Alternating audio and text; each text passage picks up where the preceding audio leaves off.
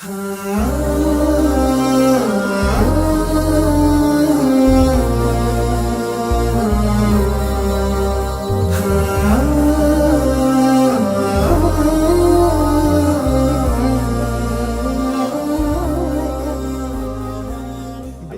wassalatu wassalamu ala Rasulillah wa ala alihi wa ashabihi mawala wa la hawla wa la quwata illa billah. Asyhadu an la ilaha illallah wahdahu la syarika lah wa asyhadu anna Muhammadan abduhu wa rasuluh. Allahumma salli wa sallim ala nabiyyina wa habibina wa qurrata ayunina Muhammadin sallallahu alaihi wasallam wa ala alihi wa ashabihi ajma'in. Amma ba'du. Kesempatan yang mulia pagi hari ini kita dipilih oleh Allah Subhanahu wa taala untuk mendapatkan tanda kebaikan. Salah satu tanda kebaikan yang Allah berikan kepada hambanya adalah disemangatkan kita untuk talabul ilm. May yuridillahu bi khairan yufaqihu fiddin. Barang siapa Allah menghendaki kebaikan kepada kita, Allah semangatkan kita untuk memperdalam agama kita. Kemudian yang kedua, pada pagi hari ini kita diberikan nikmat oleh Allah untuk berada di jalan surga, yaitu jalan menuju rumah kita yang asli, dan jalan itu adalah jalan majelis ilmu. Man salaka tariqan yaltamisu fihi ilman sahalallahu lahu tariqan ilal jannah. Orang yang sedang menempuh jalan majelis ilmu berarti dia sedang Allah mudahkan untuk berada di jalan surga. Terima kasih Ustadz Bukhari atas waktunya pagi hari ini. Sebenarnya ini was-was tadi malam mau langsung balik ke Surabaya, tapi masih jam 2 di Surabaya, di Cepu. Jadi tadi malam saya mengantarkan Syekh dari Yordan, dari Malang, terus sampai Solo tadi malam, yang kemarin dari Malang ya. Kemudian tadi malam masih di Solo, dan saya melanjutkan perjalanan ke Cepu. Maunya langsung balik, cuma istirahat dan kita online dari Cepu. Salah satu aktivitas saya adalah tadi sudah disebutkan kelahiran Pamekasan, Madura. Terus ayah dari 5 anak, alhamdulillah. Saya juga punya pesantren di Madura, namanya pesantren Baitul Quran Madura. Jadi kalau nanti mau ngetik Facebook itu Ma'had Baitul Quran Madura. Baru start 2020 sampai sekarang alhamdulillah masih 100-an santri masih. Aktivitas lainnya adalah memfasilitasi lembaga-lembaga yang putra-putrinya ingin dikirim ke belajar memfasihkan bahasa Arab langsung dengan native speaker dari Yordan. Jadi kami kerjasama dengan beberapa lembaga yang untuk menawarkan program 2 bulan di Yordan untuk secara intensif selama 24 jam di Yordan itu belajar bahasa Arab langsung, kemudian juga belajar Al-Quran di Yordan itu. Jadi kemarin kami di Malang menyiapkan 20 santri yang akan pergi setengah bulan di Turki, setengah bulan umroh, kemudian 2 bulan di Yordan. Jadi full semuanya 3 bulan dengan jalan-jalannya. Insya Allah itu. Kemudian saya juga lebih di pelatihan manajemen lembaga Quran. Jadi lebih ke manajemennya, bukan metodenya. Bagaimana kebijakan lembaga terkait Quran, misalnya SDM-nya harus diapain oleh lembaganya, dan waktu yang harus disiapkan oleh lembaga berapa, cara mengatur SDM agar menjadi berkualitas Qurannya dan ngajarnya itu sebagaimana, berapa kebutuhan SDM, berapa kebutuhan waktu, nah itu terus bagaimana evaluasi siswanya, nah itu juga nanti lebih ke di manajemen lembaga Quran. Baik, tema kita hari ini terkait dengan 3 rumus yang ada di dalam Al-Quran ketika menghadapi anak-anak kita, anak dalam tanda kutip ya, karena ada yang nggak setuju sebutan ada anak nakal, gitu ya. Padahal nakal itu asli ada gitu ya. Artinya berbagai kemaksiatan yang terjadi yang dilakukan anak-anak kita itu adalah bentuk kenakalan ya di dalam keluarga kita. Hanya mungkin artinya nakal itu ada. Yang mungkin yang perlu menjadi yang paling insya Allah kita sepakat adalah melabelkan anak. Walaupun melabelkan anak pun juga dalam tanda kutip masih ada. Masih mungkin perdebatan juga. Karena pernah Rasul SAW melabeli anak, seorang anak gitu ya. Ketika diamanahi untuk membeli sesuatu, ternyata tidak disampaikan.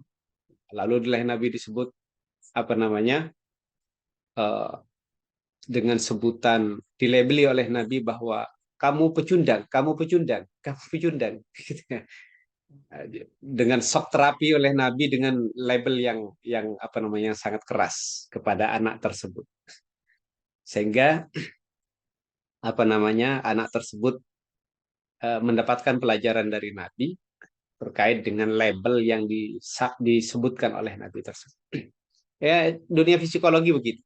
Jadi ada apa namanya tidak setuju. Ada ungkapan begini kan, tidak ada anak nakal, yang ada adalah orang tua yang kurang bersabar kan gitu ya. Kan ada ungkapan begitu ya. Jadi sebenarnya kalau menurut saya, kalau orang tua kurang bersabar iya gitu ya, termasuk saya gitu. Tapi kalau meniadakan anak nakal, tidak ada kenakalan anak, nah itu menurut saya kurang sependapat. Karena buktinya kemarin di Surabaya itu tawuran sampai berdarah-darah itu kenakalan nyata gitu ya dari anak-anak kita. Cuma kalau kita juga mengambil ibroh dari apa namanya pelajaran Nabi Syuaib misalnya kepada bukan Nabi Nuh alaihissalam kepada putranya Kan'an ketika beliau sudah di atas kapal dan anaknya masih terombang-ambing berenang di lautan, maka oleh Nabi Nuh dipanggil, ayo nak naik ke atas kapal ya. Maka kata anaknya itu, tidak, aku akan berenang mencari tempat yang lebih tinggi. Maka kalimat yang digunakan oleh Nabi Nuh, wala takun ma'al kafirin. Wahai anakku, jangan bersama orang-orang kafir. Saya pernah dapatkan insight baca ini, hikmahnya kata beliau, kenapa Nabi Nuh tidak menggunakan wala takum minal kafirin, tetapi menggunakan wala takum ma'al kafirin. Itu hikmahnya bahwa beliau tidak melabeli walaupun dalam tanda kutip anaknya itu bersama apa mengkufuri Nabi Nuh gitu ya. Mengingkari dakwahnya Nabi Nuh. Tetapi Nabi Nuh tidak melabeli anaknya sebagai orang-orang kafir. Tetapi yang dikatakan oleh Nabi Nuh, wahai anakku, jangan kamu bersama ma'al kafirin, bersama orang-orang kafir. Dan Nabi Nuh tidak menyebut, wahai anakku, jangan kamu termasuk orang kafir. Artinya dari insight tersebut, Nabi Nuh tidak melabeli anaknya dengan kata-kata kafir. Walaupun sebenarnya juga ingkar kepada dakwahnya Nabi Nuh. Tapi dia menyebut ma'al kafir. Kamu jangan bersama orang kafir. Bahasa lainnya, kamu bukan orang kafir, kamu jangan bersama orang kafir. Kira-kira begitu pesan tersirat. Sehingga ada insight dari situ, jangan mudah melabeli anak negatif. Ya, itu bahasa pesannya. Baik, saya izin untuk share screen, gitu ya, pada apa namanya kesempatan ini.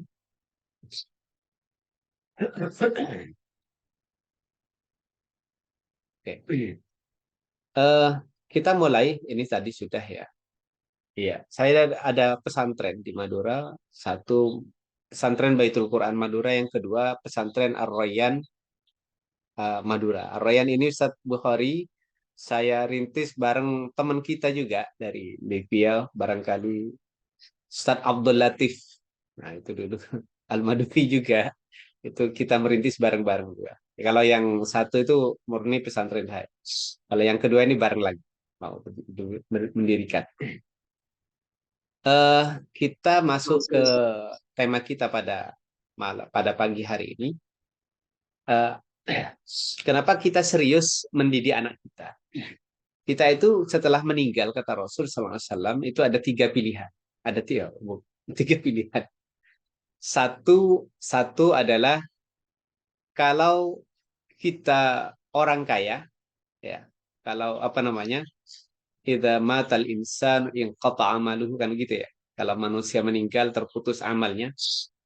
Maka yang pertama adalah kalau kita ahli ilmu ulama, seperti Ustadz Bukhari ini ahli ilmu ulama, apa namanya, banyak ilmunya, maka salah satu yang bisa beliau andalkan nanti adalah ilmu yuntafa'u bihi, ilmu yang bermanfaat. Tapi kalau kita dulu jarang nyantri, jarang belajar ke guru terkait dengan agama, artinya hanya tahu kulit-kulitnya saja, maka apakah bisa Ustaz mendapatkan ilmu yang bermanfaat, amal jariah dari ilmu manfaat? Iya bisa, cuma hanya bagian nge-share aja tulisannya Ustaz Bukhari. Tapi kalau yang betul-betul menulis, menyebarkan manfaat dengan ilmunya itu hanya ulama. Makanya ilmun yuntafa'u bihi itu apa namanya, amal unggulannya para ulama. Ya. Orang awam ya bisa, tapi bagian yang receh-receh gitu loh. Gitu. Ilmun yuntafa'u bihi. Artinya kalau kita bukan ulama, ilmun yuntafa'u bihi itu bukan andalan kita. Gitu ya. Bukan andalan kita. Yang kedua, au sadaqatun jariyah. Sedekah jariah itu amalan unggulannya orang kaya. Apakah orang miskin tidak dapat amal jariah dari dari sedekah? Dapat, tapi tidak sebesar manfaatnya amal jariahnya orang kaya. Misalnya saya hanya bisa berinfak 100.000 ke masjid, bangun masjid. Orang kaya berinfak 100 juta. Tentu amal jariah yang paling banyak didapat dari pembangunan masjid itu ya orang kaya. Keramiknya lebih lebih banyak. Saya satu keramik misalnya. Orang kaya semua keramiknya dia tackle gitu semuanya, atau dia handle. Artinya amalan unggulan sedekah jariah itu ya orang kaya yang dermawan. Sekarang begini, kita misalnya bukan ahli ilmu, bukan orang kaya, gitu ya, yang dermawan. Ilmunya juga nggak banyak-banyak. Ya sudah, satu saja yang kita andalkan. Waladun salihun yad'ulahu. Adalah anak-anak yang soleh yang nanti kita harapkan mendoakan kita. Karena penting bagi Ustadz Bukhari ini untuk terus menambah anak. Ya. Agar salah satu tujuan banyak anak itu adalah agar banyak nanti yang mendoakan kita. Makanya Ustadz Bapak Ibu di sini yang apa namanya, yang masih memungkinkan nambah anak, nambah terus. Satu, membanggakan umatnya Nabi Muhammad. Yang kedua adalah ya untuk agar nanti banyak yang mendoakan kita gitu loh setelah kita meninggal. Waladun solihun yad'ulah. Nah, untuk mendapatkan waladun solihun yad'ulah itu kita serius mendidik anak kita. Nah, dalam mendidik anak kita ini Allah Subhanahu wa taala memberikan garis besar di dalam Al-Qur'an surat An-Nisa ayat 9. Dan ini sudah ma'ruf sebenarnya, maklum, Ustaz Bukhari sudah sering menjelaskan barangkali. Tapi saya dapat ada tiga konsep di sini, insight untuk mendidik anak kita saat anak kita lemah gitu ya. A'udzubillahi minasyaitonirrajim. Bismillahirrahmanirrahim. Wal yakhshal ladzina law taraku min khalfihim dzurriyyatan dhi'afan khafu 'alaihim falyattaqullah wal yaqulu qawlan sadida. Yang pertama, hendaklah para orang tua takut ya kepada Allah ya, meninggalkan anak-anak yang lemah. Lemah itu maknanya ya nakal kalau bahasa saya itu. Karena pasti yang dimaksudkan bukan lemah ekonomi. Ya, ya mungkin ada nanti di terjemahan kesejahteraannya menurut mereka. Tapi bagi saya bukan lemah ekonomi. Sebab solusinya bukan disuruh bikin anak kaya, tapi falyattaqullah. Hendaklah orang tua bertakwa kepada Allah atas kelemahan anak ini. Ya, solusi takwa itu adalah untuk anak-anak yang lemah agama. Nah, lemah agama itu nakal. Bahasa bahasa gampangnya begitu menurut saya. Itu. Bahasa gampangnya lemah agama itu nakal. Ya. Nggak sholat, ya nakal. Anak nakal udah. Ya. Ya kita sebut nakal gitu. Sebagaimana bisa disebut maksiat gitu ya. Sebagaimana bisa disebut apa namanya fasik misalnya ya. Yaitu kita dalam bahasa bahasa Indonesianya ya kita sebut nakal gitu ya. Nah, di sini ada tiga apa namanya tiga solusi yang di Allah tawarkan kepada kita dari kenakalan anak kita ini. Apa saja? Nah ini yang tadi yang disebutkan. Yang pertama adalah munculkan sifat khasyah di dalam diri kita kepada Allah atas anak yang Allah berikan kepada kita. Yang kedua adalah munculkan sifat takwa pada orang tua. Dan yang ketiga adalah perbaiki komunikasi orang tua. Ya, ketika anak itu tidak benar gitu ya, maka tiga ini yang diamanahkan oleh Allah kepada kita terhadap anak kita yang lemah tadi itu. Nah, teman-teman sekalian, coba kita mulai dari pertama. Khasyah itu beda dengan khauf. Ya. Khasyah itu adalah rasa takut yang disertai pengagungan, gemetar kepada Allah Subhanahu wa taala. Ya. Makanya ahli ilmu itu disebut ulama ketika ada khasyah, ada rasa pengagungan kepada Allah Subhanahu wa taala, ada rasa takut disertai gemetar kepada Allah. Innama yakhsyallaha yakhsyallahu ya innama yakhsyallaha min ibadihi ulama gitu ya. Sesungguhnya yang takut kepada Allah itu adalah para ulama yang yakhsya. Nah, khasyah ini rasa khawatir setiap saat itu harus ada pada orang tua kepada anaknya. Itu perintah dari Allah. Khawatir yang tinggi disertai rasa pengagungan kepada Allah Subhanahu wa taala atas amanah yang Allah berikan kepada kita. Nah, sekarang saya ingin bahasa lainnya khawatir ya. Nah, siapa yang seharusnya lebih khawatir? Khasyah, lebih khasyah ya, lebih takut ya antara ayah atau ibu dalam mendidik anak. Siapa kira-kira? Boleh nulis di chat ya. Boleh nulis di chat. Saya ini tebak-tebakan dulu ya. Siapa seharusnya yang lebih khawatir dalam mendidik anak? Suami istri, antara ayah atau ibu? Jawabannya bukan dua-duanya. Kalau dijawab dua-duanya tidak usah kalimat lebih gitu ya. Sama semuanya ya harus khawatir. Cuma siapa yang harus lebih? Boleh dijawab di chat ya. Oke, oh ada ayah katanya, baik, ayah semua ya. Oke, ibunya nggak lebih khawatir. Padahal setiap hari yang bersama anak itu adalah ibu, dah. Tapi di sini disebutkan ayah, nggak ada yang ibu kayaknya yang harus lebih khawatir. Oke, oh ada yang ibu. Saya meminta Ustadz Pak Muhammad Munik ini memberikan alasan. Kenapa kok ibu? Boleh Pak di unmute suaranya? Biar tidak hanya suara saya aja yang muncul. Ustadz Bukhari. Pak siapa tadi itu.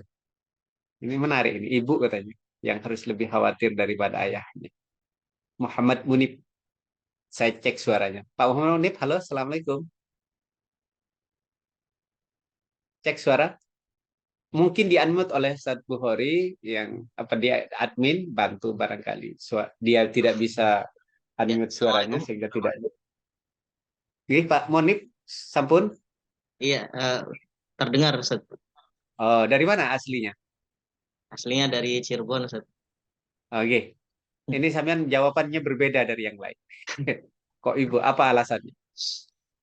Alasannya karena seorang anak lebih banyak berinteraksi dengan ibu dibanding ayah. Ya, Oh, karena itu ya ya, alasannya ya. Karena interaksi yang lebih banyak, maka seharusnya yang lebih khawatir itu ibu daripada betul, ayahnya gitu ya. betul, betul Ustaz. Oke, terima kasih. Saya cari Afwan. yang lain ya. Kebalikannya. Yang ayah alasannya apa nih? Pak Gun Gun. Oke. Pak Gun Gun. Cek suara Pak Gun Gun. Pak Gun Gun Nugraha. Ya, Dat. Siap, Dat. Kenapa? Kenapa Pak? Alasannya Pak. Kok ayah lebih ini? Eh, Kalau saya pribadi cenderung karena memang ayah sebagai sosok penanggung jawab di kepala keluarga mungkin itu, Dat. Oh, karena penanggung Ya, jawab di dalam ya, kepala keluarga ayah, ya. maka ayah seharusnya lebih Lebih khawatir. lebih khawatir, lebih Ya, khasyah kepada iya. anak ya. Berbeda dengan Pak Gun Gun, dengan Pak Munib, karena tadi kata beliau, karena ibu yang selalu bersama ya, ibu mestinya harus lebih khawatir. Bagaimana sebenarnya di dalam Al-Quran? Baik, terima kasih Pak Gun Gun. Mewakili yang lain, insya Allah itu sudah dua-duanya. Di dalam Al-Quran, itu penyebutan orang tua, itu ada dua. Yang pertama, walidayhi, wabil walidaini ihsana. Ya. Yang kedua adalah wali abawaihi li kulli wahidin minhumas sudus. Wali abawaihi, dan kepada kedua orang tua. Ya, itu abawai. Yang kedua adalah walidayhi, dan kepada kedua orang tua juga. Walidayhi itu asal katanya dari waladayali, melahirkan. Nah, yang melahirkan itu adalah ibu. Ya, karenanya ketika disebut wabil walidaini ihsana, hendaklah kepada kedua orang tua, terutama ibu yang melahirkan, hendaklah berbuat ihsan. Artinya penekanan kosakata ketika menyebutkan dengan kalimat walidain itu lebih kepada ibu. Tetapi ketika terkait harta dan juga tanggung jawab, itu ternyata penggunaan kalimatnya tidak kepada walidain. Ini sepengetahuan saya, nanti boleh didiskusikan. Misalnya hadis Rasul Sallallahu Alaihi Wasallam, kullu mauludin yuladu al fitrah. Setiap anak lahir dalam kondisi suci atau lurus ya. Fa'abawahu. Kalimatnya itu kan fa'abawahu. Maka kedua orang tuanya. Siapa yang menyebabkan anak ini dalam tanda kutip ayyuhawidanihi awinasirani, dalam bahasa lainnya nakal gitu ya. Siapa yang menyebabkan anak ini berperilaku nakal gitu ya. Maka jawabannya adalah abawahu, kedua orang tuanya. Tetapi ketika menyebut kedua orang tuanya, redaksinya menggunakan kalimat asal katanya adalah abun, ayah.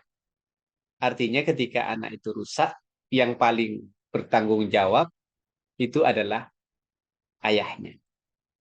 Artinya yang seharusnya paling punya rasa khawatir yang tinggi ketika anak itu rusak. Atas kerusakan anak itu adalah ayah. Ya. Tetapi pertanyaan berikutnya adalah siapa yang paling berperan merusak anak? Ayah atau ibu? Gitu ya. Pertanyaan kedua ya. Siapa yang paling berperan merusak anak? Boleh, boleh di-share. Ayah atau ibu? Oh, jawabannya ibu. Ibu, oke, betul. Saya membaca penelitian kemarin Ustaz Bukhari. Jadi dalam keluarga, ketika anak itu rusak atau nakal dalam bahasanya, itu yang paling berperan memberikan kerusakan di dalam keluarga itu ibu. Ya, ibu. Kenapa? Karena menurut penelitian psikologi tersebut, ibu rusak itu, komunikasi ibu rusak kepada anak, itu disebabkan komunikasi ayah kepada ibunya yang tidak juga rusak. Jadi sebenarnya pada akhirnya yang merusak anak itu adalah ayahnya. Itu gampangnya bu begini. Sampean kalau pas lagi jengkel sama suaminya, itu dan nggak bisa marah itu atau melampiaskan kemarahan kepada suaminya, itu dilampiaskan ke siapa? Kan ke anaknya kan. Nah itu jadi anak rusak itu disebab mayoritas peran-peran terbesarnya itu adalah ibu. Tapi ibu rusak itu karena komunikasi ayahnya dengan istrinya yang tidak baik. Makanya para ayah gitu ya, itu di dalam Al-Quran sikap seorang ayah itu anti baper. Kalau kalau ayah itu gampang sensitif atau gampang marahan gitu itu nanti akan merusak anak. Nanti akan merusak merusak anak. Maka yang pertama adalah khasyah itu harus dimiliki seorang ayah yang paling besar. Hmm. Artinya ibu ada pembenaran kalau ibu merusak itu ya komunikasi ayahnya yang kurang baik. Nah, kenapa ibu? Kenapa ayah? Kenapa ibu yang paling merusak dan kenapa ayah yang paling bertanggung jawab? Itu ibaratnya sering nih barangkali diulang oleh ustadz-ustadz yang lain. Itu ibaratnya kepala sekolah. Kalau kita sekolah dulu, itu kan kalau ada guru yang atau di sekolah itu yang paling membekas di hati kita, itu kan pasti gurunya. Kalau Bapak masih ingat ya, ini siapa yang paling berjasa di sekolah itu kepala sekolah atau guru? Pasti jawabannya adalah guru. Ya, pasti jawabannya adalah guru. Tapi siapa yang paling bertanggung jawab ketika ada anak-anak di sekolah yang tidak baik? Apakah guru atau kepala sekolah? Pasti jawabannya adalah kepala sekolah. Walaupun sebenarnya yang berperan untuk membuat anak tidak baik itu adalah guru. Artinya tugas kepala sekolah itu adalah menyiapkan guru yang baik kepada anak. Dan itulah yang disebutkan oleh Khalifah Umar bin Khattab ketika ditanya oleh seorang anak, apakah seorang anak punya hak? Iya, seorang anak punya hak dari ayahnya, salah satunya adalah disiapkan ibu yang baik. Nah, itu kira-kira. Jadi, kepala sekolah itu nyiapin guru yang baik untuk anaknya, nyiapin ibu yang terdidik untuk anaknya. Nah, berarti dia tugasnya tidak hanya mendidik anak ketika dia khasyah kepada anak, tapi fokus mendidik istri. Maka penting istri-istri kita itu dihadirkan di majelis taklim, diantar ke sana kemari. Suaminya paling sergap kalau istrinya senang ke majelis taklim. Asalkan bukan untuk pansos ya. Oke. Baik, berikutnya kita masuk ke pertanyaan berikutnya. Pertanyaan berikutnya adalah siapa yang harus kita khasyahi atau khawatirkan? Anak laki-laki atau anak perempuan? Boleh dijawab. Langsung boleh atau di chat boleh. Siapa yang lebih? Dua-duanya harus dikhawatiri. Tapi siapa yang paling kita khawatirkan? Anak laki-laki atau anak perempuan? Oh, kata Ustaz Bu Emi perempuan. Ada nggak penjawaban yang lain selain perempuan? Laki-laki? Gitu ya. Yang lain gimana? Sepakat semua perempuan. Oke, kalau sepakat itu perempuan, maka ini sesuai dengan hadis Rasul Shallallahu Alaihi Wasallam bahwa anak perempuanlah yang harus kita jaga jauh lebih besar dibanding anak laki-laki. Kenapa? Karena ada hadis Rasul Sallallahu Alaihi Wasallam, "Man 'ala jariyataini hatta tablugha kana ma'i fil jannati kahatai." Barang siapa yang mendidik anak dua perempuan sehingga dia dewasa menjadi wanita salehah, maka dua anak perempuan ini menjadi sebab bagi kedua orang tuanya untuk nanti kelas surganya kelas eksekutif bersama Nabi. Ya, kelas eksekutif bersama Nabi. Kahatain, seperti ini. Ya, saya di sini, kamu di sini. Begitu kata Rasul. Kalau anak perempuan. Dan saya belum dapatkan untuk kalau anak laki-laki. Itu artinya Nabi memberikan perhatian khusus kepada orang tua. Kalau kamu punya anak perempuan, didik anakmu dengan serius betul.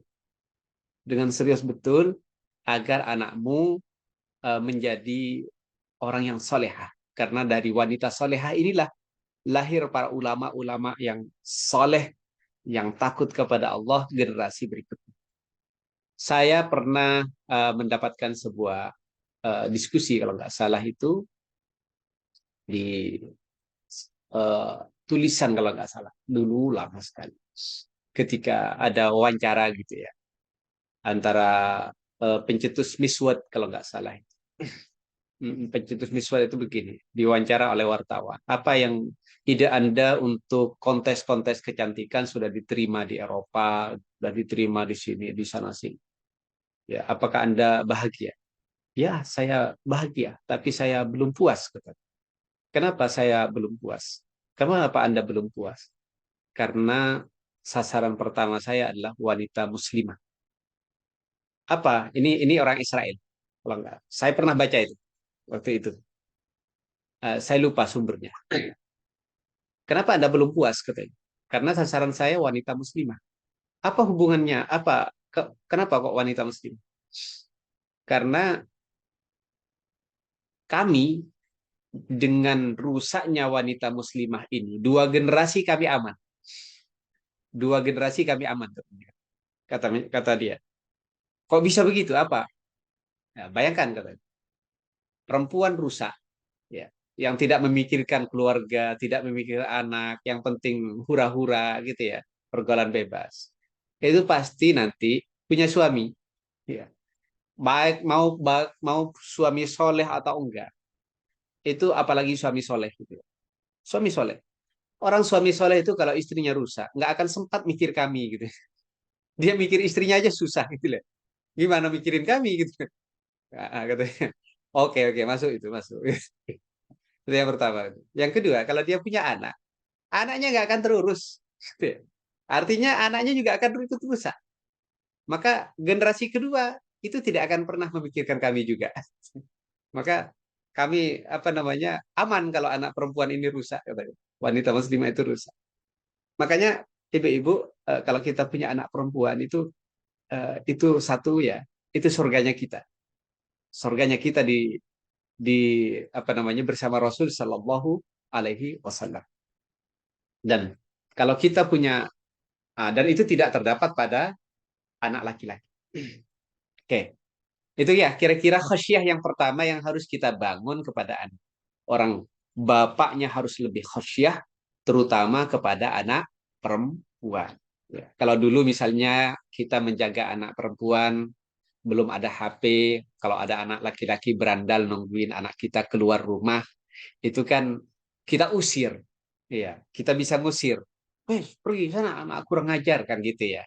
Nah, kalau sekarang siapa yang bisa menjamin anak kita yang duduk di dalam kamar, ya tidak menyendiri. Saya punya dua anak perempuan. Mudah-mudahan ini juga menjadi sebab kemuliaan di sorga nanti bersama Rasul Shallallahu Alaihi Wasallam dan kita semua yang punya anak perempuan. Itu masa remaja hari ini berat juga, ya berat juga. Apa namanya ketika di medsos, kalau kita nggak pernah tahu medsosnya itu, masya Allah, godaan laki-laki dan lain sebagainya itu luar biasa. Anak perempuan itu di dalam Al-Quran itu dua sifatnya. Ya, satu adalah lam yamsasni bashar. Siti Maryam itu tidak apa namanya ciri bahwa kita sukses mendidik anak perempuan itu adalah lam yamsasni bashar. Tidak pernah disentuh laki-laki. Tidak pernah pergaulan bebas. Itu cirinya kita sukses mendidik anak perempuan. Yang kedua adalah putrinya Nabi Syuaib alaihissalam. Tamshi ala istihya. Dia punya sifat pemalu. Kalau anak kita nggak punya dua ini, ya ciri kesalehannya berkurang. Ya, ciri kesalehannya berkurang. Jadi yang pertama adalah tamshi apa? Lam yamsasni bashar. Bagaimana mungkin aku hamil? Wong aku nggak pernah disentuh laki-laki, kata anak gadis yang bernama Siti Maryam. Lalu digambarkan ketika Nabi Musa berjalan di belakang putri Nabi Syuaib, ya, maka disebutkan dalam Al-Quran, tamshi ala istihya. Dia berjalan sambil malu-malu. Nah, itu anak perempuan. Jadi Al-Quran menggambarkan itu luar biasa. Ya, menggambarkan perempuan di dalam Al-Quran. Nah, itu yang anak solehah ya, yang ada di dalam. Itu khasyah yang pertama. Jadi khasyah kita itu harus hadir setiap saat. Karenanya khasyah kita itu harus disertai dengan yang berikutnya. Jangan hanya khasyah, jangan hanya khawatir. Maka solusi dari kenakalan anak kita tidak bisa mengandalkan apa namanya metode-metode parenting, cara komunikasi hebat dan lain sebagainya. Enggak. Orang tua kita dulu nggak pinter komunikasi, yakin nggak pinter komunikasi. Tapi dia pinter dalam sisi ketakwaan kepada Allah. Maka yang kedua adalah apa namanya ya tadi ya, yang kedua terkait dengan nanti solusi yang kedua. Jadi anak nakal itu ada gitu. Nakal biasa itu nakal biasa ya, seperti disuruh beli-beli hilang gitu, itu nakal biasa. Kita juga misalnya disuruh tidur nggak mau tidur masih bermain, ini nakal biasa. Tapi kalau sudah nakal agama, tidak jujur, mencuri, tidak sholat, nggak mau ngaji, terus apa lagi? Kasar ngomongnya ke orang yang lebih tua. Wah, intinya adab-adab agama itu hilang. Itu nakal asli. Yang harus orang tua waspada. Yang harus orang tua waspada. Itu yang perlu kita, apa namanya? Sudah 6:30, Ustaz Bukhari. Halo? Iya, nanti ini belum selesai nih. Oke. Apa namanya yang harus kita waspada? Jadi nakal ini solusinya yang pertama khusyah tadi itu ya. Yang kedua adalah takwa. Falyattaqullah. Artinya orang tua ketika anak kita bermasalah, itu kita orang tua yang harus membangun hubungan baik dengan Allah Subhanahu wa taala. Bukan anaknya yang disuruh perbaiki hubungan dengan Allah, itu bukan anaknya, tapi orang tua. Maka Sa'id ibnu Musayyab itu pernah berkata kepada anaknya yang masih kecil, demi engkau wahai anakku, aku memperbanyak sholat sunnah. Ya. Demi engkau wahai anakku, aku memperbanyak sholat sunnah. Ya. Lalu dia menyebutkan sebuah kalimat, kata di dalam Al-Quran, dalam surat Al-Kahfi, yang menggambarkan sebab kenapa dia memperbanyak sholat, memperbanyak ketakwaan. Takwa itu kan paling utamanya adalah hubungan baik dengan Allah. Ya. Hubungan baik dengan Allah itu kan melalui sholat. Itu yang paling utama. Maka demi engkau wahai anakku, aku memperbanyak sholat untukmu. Karena anaknya masih kecil, belum nakal, masih bayi, ya, masih anak-anak gitu ya. Tapi kata beliau, aku memperbanyak sholat. Lalu dia menyebut wa kana abuhuma salihah. Dan dulu orang tuanya adalah orang-orang yang takwa, ahli soleh. Artinya, kamu ya nanti wahai anakku, itu akan dijaga oleh Allah disebabkan kesolehanku hari ini, ketakwaanku hari ini. Kenapa Nabi Khidir alaihissalam diperintahkan oleh Allah untuk membangunkan tembok yang roboh milik dua anak yatim yang di dalamnya kanzun, ada perhiasan. Sebabnya adalah, salah satunya adalah wa kana abuhuma salihah. Itu yang dibaca oleh Sa'id ibn Musayyab. Dulu dua ayah dari orang tua dari kedua anak yatim ini adalah orang-orang soleh. Adalah orang-orang yang baik kepada Allah, hubungannya kepada Allah. Maka sebenarnya nggak banyak teori sebenarnya. Wah, orang tua yang baik, orang tua yang saleh, itu Allah yang akan menjaga anaknya. Kita tidak ada orang tua hebat itu mendidik anak, itu nggak hebat-hebat bener. Ketika dia orang tua anaknya baik itu karena kehebatan ketakwaan dia kepada Allah, kesalehan dia kepada Allah. Itu aja. Makanya dulu apa namanya anaknya kiai-kiai dulu itu, walaupun beling-beling atau bukan beling apa, ya nakal-nakal waktu kecil, uswes ngamukan, nendang orang waktu kecil gitu ya. Tapi setelah besar anak itu menjadi orang hebat rata-rata. Kenapa? Kiainya ahli sholat, kiainya ahli ibadah kepada Allah Subhanahu wa taala. Falyattaqullah, maka bertakwalah kepada Allah. Wahai orang tua, ketika anakmu dalam kondisi lemah, kamu bertakwa kepada Allah Subhanahu wa taala. Banyak nanti ketakwaan, bentuk ketakwaan. Karena waktunya sudah mepet, saya percepat ya. Jadi Ustadz Adi Hidayat itu pernah cerita ada seorang ibu-ibu kalau nggak salah ya, punya anak yang nggak bisa dinasehati, bentak terus, ngamuk terus kalau dinasehati dan nggak dengar orang tuanya. Maka beliau ngasih solusi, memperbanyak, kata beliau apa namanya, Bu, mulai hari ini sholati aja anak sambian Bapak. Sholati maksudnya gimana? Jadi sudah sholat di kamar anak. Akhirnya ibu itu sholat. Udah Bu, mulai hari ini nggak usah marah-marah, nggak usah ngegas-ngegas kepada anak gitu ya. Anak sampean udah besar, udah remaja. Nanti ada di dalam Al-Quran itu apa namanya, mendidik remaja itu apa? Gimana itu? Ada di dalam Al-Quran. Jadi anak-anak yang sudah balik itu apa? Yang harus kita tumbuhkan kepada anak itu ada setidaknya ada 3 di dalam Al-Quran nanti kita bahas di apa namanya di pertemuan yang berikut. Jadi luar biasa Al-Quran itu mendidik sedemikian rupa, menggambarkan sedemikian rupa. Lalu oleh ibu tersebut akhirnya sholat di dalam kamaran. Yang anaknya ini dinasehati itu, bapaknya sudah meninggal, anak yatim remaja. Lalu sholat, kemudian berdoa. Tiba-tiba anaknya bangun, lihat putih-putih gitu. Ternyata ibunya sholat. Lalu pura-pura tidur anaknya, didengarin ibunya yang sholat, doanya didengarin. Ya.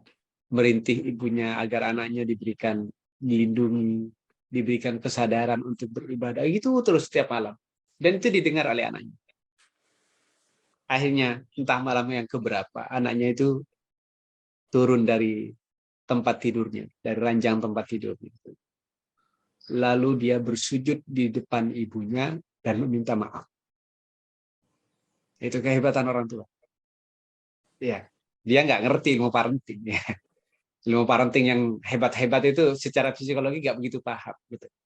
Tapi dia sekedar apa namanya, kalau datang tanya apa sudah sholat, apa sudah makan. Ya kewajibannya dilaksanakan, tapi nggak usah ngegas, nggak usah marah. Dan benar, entah malam keberapa itu anaknya tiba-tiba bersujud di depan ibunya dan bertaubat. Itu falyattaqullah. Yang kedua ya. Dan yang ketiga adalah orang tua itu harus memperbaiki cara komunikasi. Orang tua harus memperbaiki cara komunikasi. Waliyaqulu qaulan sadida. Hendaklah orang tua perbaiki komunikasinya kepada anak. Ya. Nah, sikap peneguhan khasyah kepada anak itu tadi di awal wal yakhsha itu adalah dasar komunikasi positif kepada anak. Saya jelaskan begini. Kenapa kita orang-orang yang bisa, kalau kita punya sikap pandangan khasyah betul kepada anak itu, kita akan malu marah-marah itu sama anak itu. Ngegas-ngegas setiap hari itu malu. Coba begini. Kan khasyah itu kan disertai pengagungan kepada Allah. Coba. Logikanya begini.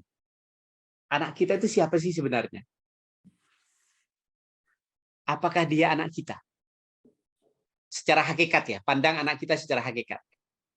Kalau secara syariat ya, anak kita itu ya anak kita gitu ya. Maksud saya secara hakikat itu apa? Hakikat anak kita itu benar nggak anak kita? Aslinya.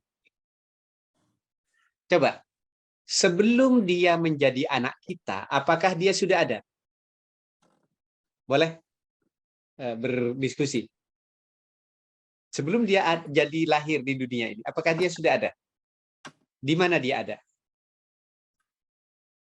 Allah berfirman dalam Al-Quran, hal ata 'alal insani hinun minad dahri lam yakun syai'an malkura. Tidakkah pernah datang suatu masa pada manusia, hinun minad dahri, sebuah masa pada manusia, lam yakun syai'an malkura, manusia nggak pernah dikenal. Tapi ahli tafsir menyebutkan malkurun indallah, manusia tidak pernah disebut oleh makhluk yang lain, tetapi malkurun indallah. Imam Al-Qurtubi menyebut malkurun indallah, manusia disebut di sisi Allah. Nah, ketika disebut di sisi Allah itu, manusia itu berupa apa? Berupa apa? Ruh atau jasad? Iya, kalau sudah berupa jasad, pasti manusia, makhluk yang lain melihat. Malkurun indan nas, indal makhluk. Tapi ini lam yakun syai'an malkura, tidak pernah tersebut di sisi makhluk, malkurun indallah, tapi sudah disebut di sisi Allah. Berarti apa? Manusia seluruhnya berupa ruh. Sekarang pertanyaannya, ketika anak kita itu masih berupa ruh, apakah dia anak kita? Bukan. Dia bukan anak kita. Dia sejajar dengan kita. Makanya disebut alastu bi rabbikum qalu bala syahidna, kepada roh itu ditanya. Bukankah tidakkah engkau bersaksi aku ini Tuhanmu? Qalu bala, iya, kami bersaksi. Roh itu menjawab. Dan ketika anak kita masih berupa ruh, apakah dia anak kita? Dia sejajar dengan kita sebagai hamba Allah. Iya. Dia bukan anak kita. Tiba-tiba ruh itu ada yang jadi paman kita, ada yang jadi orang tua kita, ada yang jadi anak kita. Karenanya ketika kita memandang secara hakikat bahwa dia itu adalah hamba Allah, maka tidak ada bedanya dia dengan saya, dengan tetangga. Kalau kita bisa hormat kepada tetangga, kenapa kepada anak kita tidak bisa hormat? Sesama hamba Allah. Kalau anak kita misalnya berdua dengan anaknya tetangga, sama-sama nakal, sama-sama mencuri, yang dimarahi itu siapa? Anak kita. Atau sama anaknya tetangga yang juga mencuri tidak dimarahi. Kenapa? Ya karena dianggap anak kita. Ya nggak apa-apa itu. Tapi marahnya kadang-kadang bukan marah untuk memperbaiki. Marahnya karena jengkel. Oke, yang pertama adalah karena hamba Allah. Karena hamba Allah. Ya. Lam yakun syai'an mazkur. Anak kita itu hormati dia karena dia hamba Allah, sejajar dengan kita. Yang kedua, ketika dia menjadi seorang mukmin, maka dia sama dengan orang yang lain. Innamal mu'minuna ikhwah. Dia saudara kita sebagai seorang yang beriman. Kalau kita hormat kepada anaknya tetangga karena dia hamba Allah, karena dia saudara mukmin, maka mestinya kita lebih hormat kepada anak kita karena tidak ada di anaknya tetangga. Tambahannya. Yang ketiga adalah anak kita itu amanah yang Allah titipkan kepada kita. Yang itu tidak ada pada anaknya tetangga. Ada 3 yang mestinya kita agungkan, kita khosyahi, sebab kita khosyahi dari anak kita itu. Dia hamba Allah, dia saudara seiman, dan ini ada pada anaknya tetangga juga. Tapi yang ketiga nggak ada. Dia amanah kepada kita agar anak itu terus bersujud di rumah kepada Allah setelah kita meninggal. Dan itulah yang diwasiatkan oleh Nabi Yakub kepada anaknya. Ma ta'buduna min ba'di, apa yang akan kamu sembah setelahku, wahai anakku. Nah, kira-kira begitu. Sebagai penutup ya, itu nah 3 ini kalau hadir khasyah 3 ini, pengagungan 3 ini hadir di hati kita, malu kita mau ngegas terus ke anak itu, mau jengkel terus itu malu. Kalau 3 ini hadir, komunikasi kita pasti baik. Karena itu saya bilang ini dasar komunikasi. Lihat anak itu minimal kalau kita punya murid anaknya tetangga 2, dia hamba Allah, dia saudara kita sebagai orang beriman. Maka kita mau ngegas ke anak kita mulai hari ini. Dia marah gak apa-apa, tapi kadang-kadang marahnya kita itu kan beda. Antara marah ingin mendidik betul, dengan marah pelampiasan emosi itu kan beda. Lebih banyak pelampiasan emosi. Bukan karena ingin mendidik anak. Saya pikir itu Ustaz Bukhari, atas waktu yang kesempatan pada pagi hari ini, ada 3 hal komunikasi kita perbaiki, dan itu dibangun dengan 3 pondasi sikap khasyah yang kita miliki kita agungkan kepada Allah dengan 3 hal tadi itu, yaitu dia hamba Allah, dia saudara kita sebagai seorang mukmin, yang ketiga dia amanah yang Allah titipkan kepada kita, agar roh yang Allah titipkan kepada kita lalu menjadi anak itu tetap bersujud kepada Allah setelah kita meninggal. Terima kasih. Assalamualaikum warahmatullahi wabarakatuh. Waalaikumsalam warahmatullahi wabarakatuh. Masya Allah, ini luar biasa kajiannya, sangat menarik dan sangat mendalam. Memang kalau ahlinya beda ini Ustaz ya. Masya Allah, sama aja. Beliau mengkaji surat An-Nisa ayat 9 sebagai basic kajian dasarnya, akan tetapi penjabarannya sangat mendalam dan luar biasa. Dan insya Allah ini memberikan energi baru bagi orang tua, bagaimana untuk mendidik anak, bersikap, dan tadi triknya untuk mengatasi anak nakal itu dalam surat An-Nisa ayat 9 sudah dijelaskan secara detail. Barangkali ada bapak-bapak, ibu-ibu, teman-teman semua yang ingin bertanya langsung kepada pakarnya ini, kepada ahlinya. Cek dulu, ada kemarin itu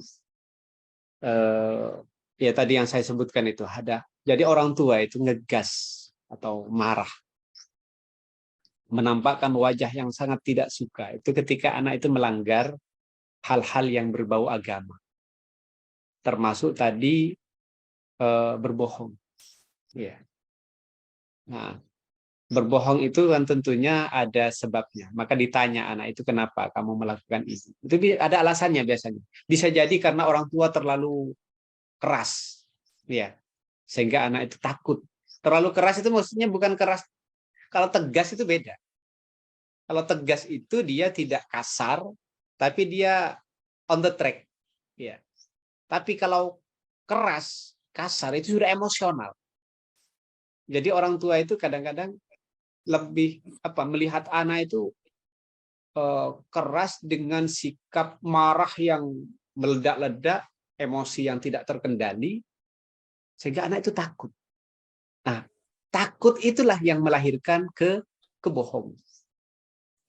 Ya, takut dimarahi, takut apa itu.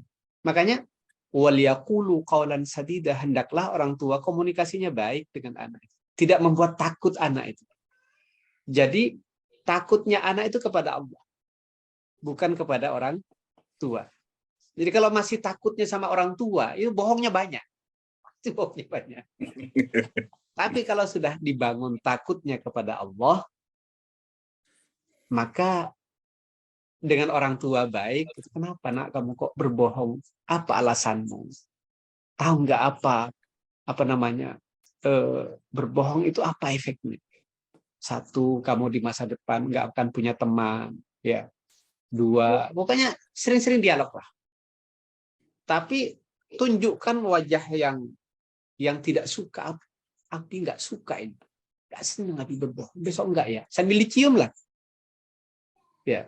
Yang kedua, didoain setelah sholat itu. Makanya ketika anak-anak kita lemah itu kan, falyattaqullah, hendaklah orang tua yang bertakwa, ya Allah, habis sholat sebut namanya, ya, anakku berbohong ya Allah, mohon maaf, gitu ya. Jadi 3 rumus ini harus kita terapkan ketika anak itu. Pertama, rasa khasyahnya, ya Allah, anakku berbohong ya Allah. Kemudian yang kedua, ya Allah, berdoa, ya, di dalam sholat kita disebut. Yang ketiga, komunikasinya, ya, jangan membuat takut anak kepada orang tua, tetapi takutnya kepada Allah Subhanahu wa Ta'ala. Saya nggak ngerti secara psikologi apa gitu, tapi konsep Qurannya begitu. Ya. Konsep Qurannya ada wal yaqulu qaulan sadida. Hendaklah kalian berbicara dengan yang lurus. Itu ya berarti satu, ya, ada 3 kalau nggak salah, sadida itu dalam tafsir As-Sa'di kalau nggak salah itu ada 3. Satu, qaulan layyina, lemah lembut. Kemudian latif.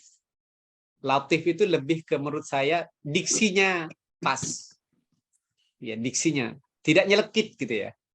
Ada yang lembut tapi ngomongnya sekali ngomong langsung nusuk-nusuk gitu. Lembut, nggak keras. Nah, itu latif. Ya.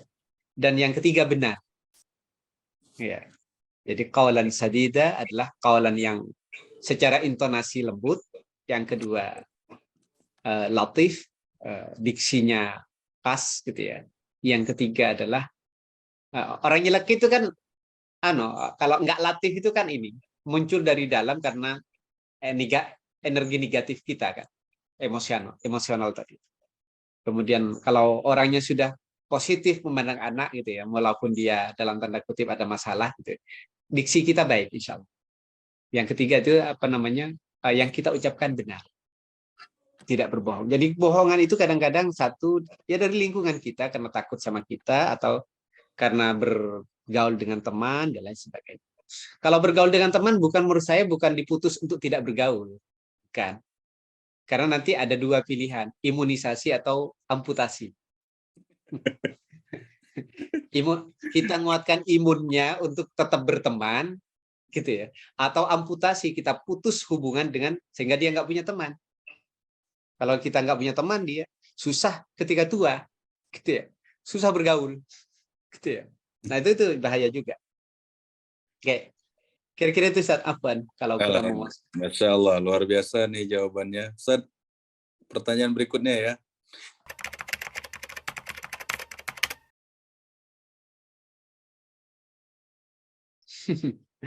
Kalau anak nggak khusyuk itu sudah benar. Bukan benar maksud saya, bukan benar ini ya. Anak bisa sholat on time itu sudah bagus sudah. Makanya kita itu harus bahagia gitu ya, melihat anak itu sudah mau sholat itu alhamdulillah gitu. Walaupun nggak khusyuk. Itu harus hadir loh orang tua. Jadi walaupun nggak khusyuk anak itu tetap mau ke masjid walaupun sedikit main-main di masjid. Ya, tetap alhamdulillah gitu ya. Jangan menuntut anak itu harus sempurna, harus khusyuk, harus itu. Dia masih anak-anak kok. Gitu ya. Dia cinta ke masjid itu dia bisa sholat sambil main aja gitu. Itu ya, nah tetapi tetap kalau kita melihat anak kita pas lagi sholat terus saling jengkol sama anak, kita omongin, nak, kamu mau sholat itu menghadap siapa? Menghadap Allah. Kalau menghadap Allah itu seharusnya gimana? Kalau menghadap guru, kamu berani nggak main-main begitu, gitu ya? Ya nggak berani, terus kan gitu ya. Nah ini yang dihadapi bukan guru, tapi penciptamu. Besok lebih khusyuk ya. Jadi tetap pada akhirnya komunikasi, Bu. Tetap komunikasi. Wal yaqulu qaulan sadida, itu tetap bahasa itu yang harus. Tapi jangan nuntut anak khusyuk gitu loh. Wong kita juga jarang khusyuk. Tapi bisa sholat aja, alhamdulillah, walaupun nggak khusyuk. Makanya kita itu harus sering menghadirkan sifat syukur kepada Allah, walaupun nggak sempurna ibadah kita. Lebih bisa beribadah itu alhamdulillah walaupun nggak sempurna gitu loh. Itu harus kita kedepankan daripada rasa takut. Ya Allah, apakah saya diterima sholatnya atau enggak gitu ya. Kalau saya gitu, saya jadi kalau kita hadirkan rasa syukur kita itu Allah tambahkan. Contoh ya, kita misalnya hari ini nggak khusyuk sholat, tapi tetap alhamdulillah Allah engkau takdirkan aku bisa sujud di depanmu. Itu nanti besok akan Allah tambahkan khusyuknya. Asal alhamdulillah loh. Gitu ya. Tapi kalau sifat rasa takut terus yang dikedepankan, ya Allah apakah sholat saya diterima? Oh diterima nggak diterima itu urusan Allah. Tapi saya bisa sholat, alhamdulillah. Anak saya bisa sujud, bisa datang ke masjid, alhamdulillah. Terima kasih nak, kamu telah datang ke masjid. Diciumlah. Makanya kalau ada anak itu hubungan takwanya kepada Allah itu ada gitu. Beri apresiasi lebih dibanding prestasi yang lain. Itu prestasi sangat hebat, itu bisa sholat itu prestasi hebat. Harus dipandang begitu. Walaupun nggak khusyuk. Ya. Karenanya bagi saya anak kadang-kadang kalau saya ini pengalaman saya. Anak, ayo nak sholat yuk. Mau itu anak saya sih umur 5 tahun. Kalau sudah mau itu saya nggak maksa. Gendong yuk. Ya gendong. Itu tak gendong. Gitu. Tak gendong ke rumah, ke masjid. Kenapa? Karena anak mau ke masjid itu alhamdulillah luar biasa. Walaupun nanti di masjid sambil goyang-goyang kakinya gitu ya udah. Dan jangan menuntut anak terlalu mau ke masjid, mau sholat rutin biasa, alhamdulillah. Wong kita aja jarang khusyuk. Gitu ya udah kita aja, Ustaz. Mohon maaf ya.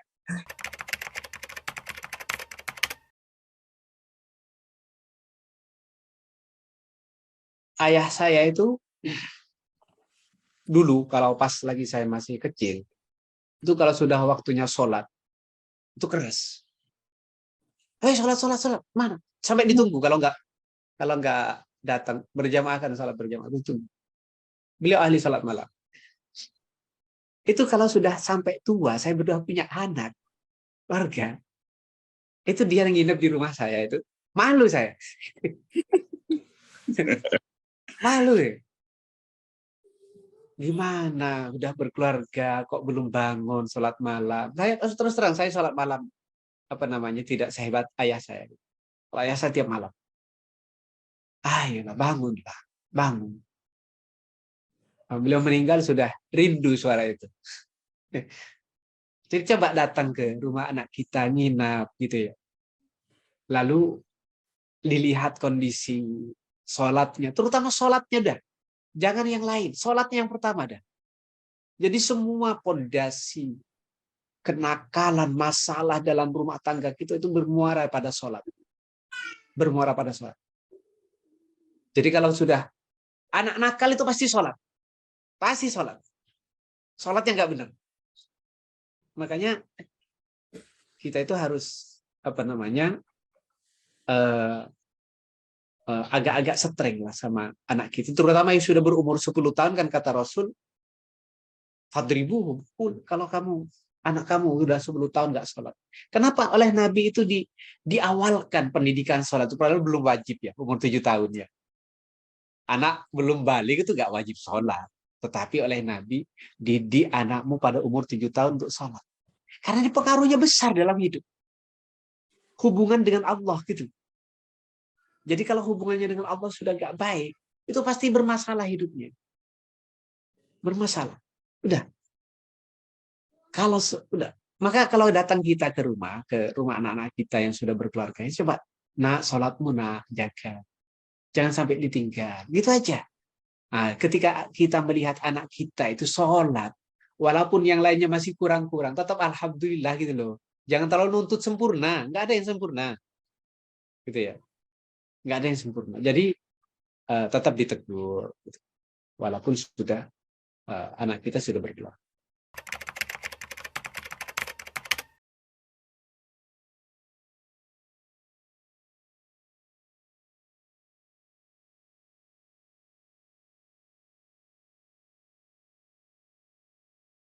Kalau kita sebagai guru, maka syarat pertama guru itu adalah rahmah, bahasa Al-Qur'annya. Rahmah itu sikap kesolehan, sikap kasih sayang agama. Di mana kita mengambil ibrah kriteria guru itu adalah kisahnya Nabi Khidir alaihissalam dalam surat Al-Kahfi ayat 65 kalau tidak salah. Fawajada 'abdan min ibadina. Lalu kami dapatkan seorang hamba dari hamba-hamba kami. Mereka berdua, Nabi Musa sama Yusa bin Nun, muridnya. 'Abdan min ibadina. Seorang hamba, siapa? Nabi Khidir alaihissalam. Nabi Khidir ini sebagai guru. Lalu dijelaskan oleh Allah kriteria Nabi Khidir, atainahu rahmatan. Kami beri dia sikap rahmat, sikap kasih sayang kepada muridnya. Sikap ingin muridnya itu menjadi lebih baik. Sikap agamanya.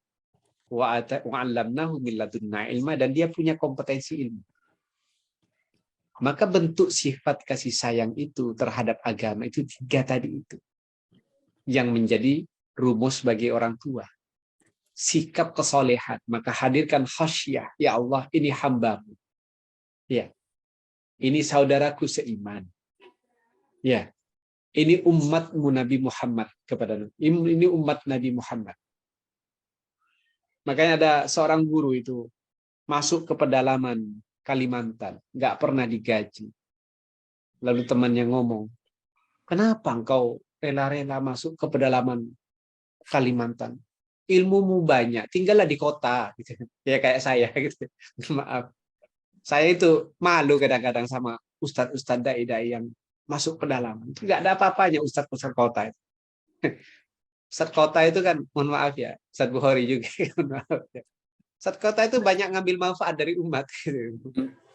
Kalau ustadz pedalaman itu betul-betul berkorban. Ya Allah, kulihal kita tetap bersyukur ya bisa menyampaikan ilmu dari Allah yang telah diamanahkan kepada kita. Walaupun saya iri. Apa jawaban beliau? Mereka juga umatnya Nabi Muhammad yang harus mendapatkan ilmu. Jadi dia melihat murid-muridnya itu sebagai umatnya Nabi Muhammad. Dimuliakan. Maka kalau kepada murid kita bisa menghormati dengan cara itu, maka kepada anak kita harus lebih gitu loh. Dia hamba Allah. Oke, semuanya ada. Dia umatnya Nabi Muhammad. Oke, semuanya umatnya Nabi Muhammad termasuk anak kita. Dia saudara seiman. Oke, dia saudara seiman juga termasuk anak kita. Tapi anak kita adalah dia amanah yang Allah titipkan khusus kepadamu. Berarti seharusnya kita lebih hormat kepada anak kita. Kita hormat juga kepada murid-murid yang lain. Tapi kepada anak kita harus lebih hormat. Dibanding anaknya tetangga. Dibanding anak-anak yang dititip di rumah kita. Tapi kadang-kadang kan kita sebaliknya. Sama anak kasarnya luar biasa. Sama anaknya orang hormatnya luar biasa. Ini kan kembali. Nah itu 3 rumus ini berlaku kepada semua anak, tapi khusus anak kita itu harus lebih. Makanya saya itu berlatih ya, bukan sukses ya. Kadang tanduknya keluar juga, tenang aja, saya juga sama. Kenapa lagi anak jengkel ya tanduk keluar juga ya. Artinya gini, ilmu itu yang saya sampaikan itu di level 10 gitu ya. Tapi pengamalan saya bisa jadi level 6, 7 ya sama. Karena saya punya emosi juga gitu loh, yang perlu dilatih gitu ya. Ya, gitu.